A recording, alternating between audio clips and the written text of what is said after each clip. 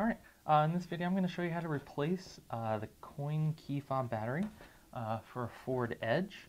And this is kind of more modern fob that was used in 2017 to present day. So if your fob looks like this, go ahead and flip it over. You can see the back here.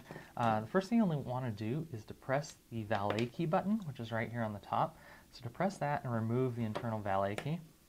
Then go ahead and flip the fob over, and on the back here there's kind of 2 points where you can get some leverage underneath. You need to pop off this backing here. Actually, the easiest way is just take the valet key, get into that point there, and kind of pry off the back here. And the contact points that kind of keep this in place are right here at the top.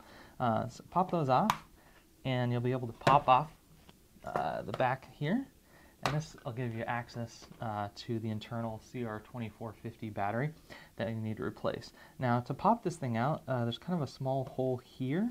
I would say if you have a small like flathead screwdriver, that works great, or even a paper clip.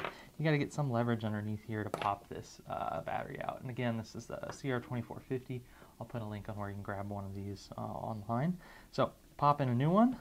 To press that down, make sure the positive side is facing up towards you. The positive side has the lettering on it and the positive sign there.